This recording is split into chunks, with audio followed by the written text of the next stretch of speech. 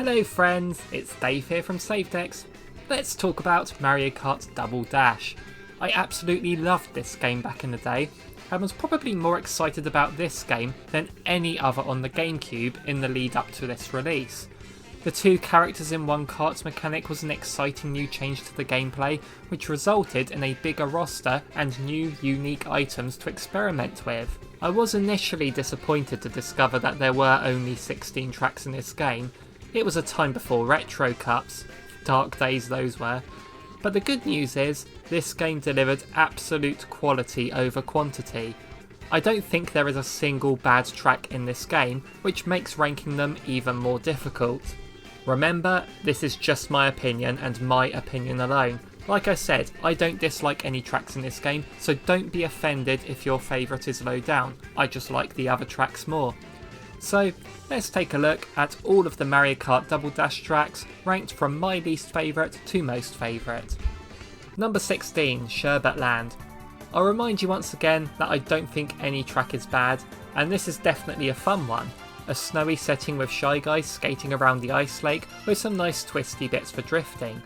This never used to be my least favourite track in the game, but I'll admit, returning to this one after playing the Mario Kart 8 remake does make this one feel a bit more bare bones, so sadly it sits at the bottom, but it's still a track that I enjoy. Number 15, Dry Dry Desert. Desert tracks aren't usually my favourite, and this one has a blander aesthetic than the others, but I feel there is enough here to keep it interesting. I liked boosting through the wavy bits to cut out the drifting, or trying to drive through that big quicksand pit, risking getting eaten by that giant piranha plant just to save a few seconds. Number 14, Mushroom City. I always saw this as a Toad's Turnpike follow-up, and although it's not as memorable, it is certainly more forgiving. The fact that the track has a few split paths makes it interesting, although I find myself spending more time avoiding the traffic than dealing with my competitors.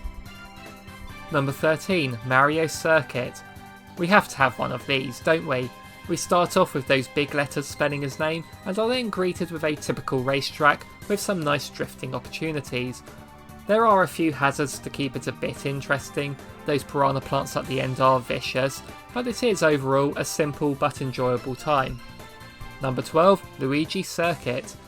The superior brother gets the superior track. Although the layout isn't too ambitious, with it being a squashed figure 8 essentially, the middle of this track has no barrier, so when you're coming back the other way, you can collide head on with other racers. Such an interesting idea for the first track in the game. Add in a chain chomp and Luigi's Mansion in the background, and you have a great opener. Number 11, Dino Dino Jungle. Dinosaurs are a fun theme. Diddy Kong Racing had a whole world dedicated to them.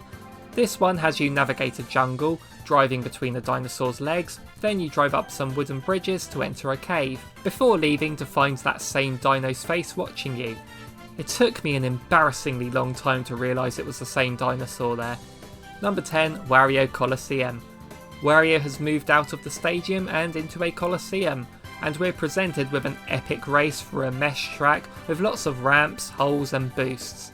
It can almost feel like you're battling your way to the end rather than racing. It's also pretty long, so you only have 2 laps here. It would be great to see this one remade. Imagine this with the anti-gravity. Number 9, Rainbow Road. After the N64 one didn't impress me, this one showed me what a Rainbow Road could be. It has the obviously fantastic visuals and music, but it also presents a difficult challenge. This is a course you have to master, and I do find myself falling off a lot when I'm out of practice.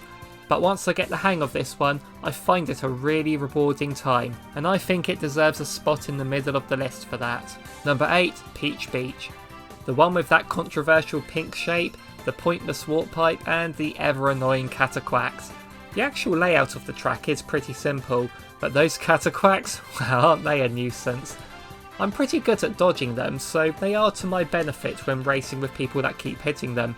Plus that shortcut out to sea is a fun one to tackle. Number 7, Daisy Cruiser. A race on a cruise ship, need I say more?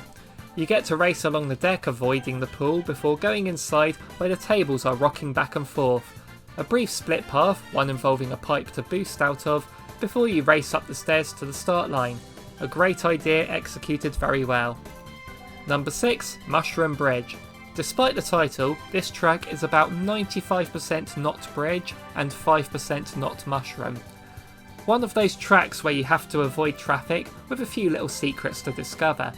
The thing that makes this the most memorable for me is trying to drive up the bridge for those boosts. It's so risky, it hardly ever pays off, but I always attempt it.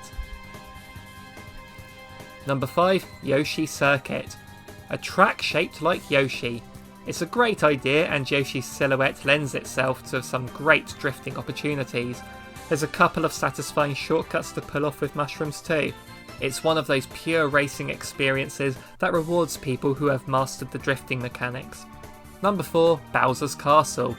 I don't often rate Bowser's Castle tracks very highly, but this and the N64 one are the exceptions.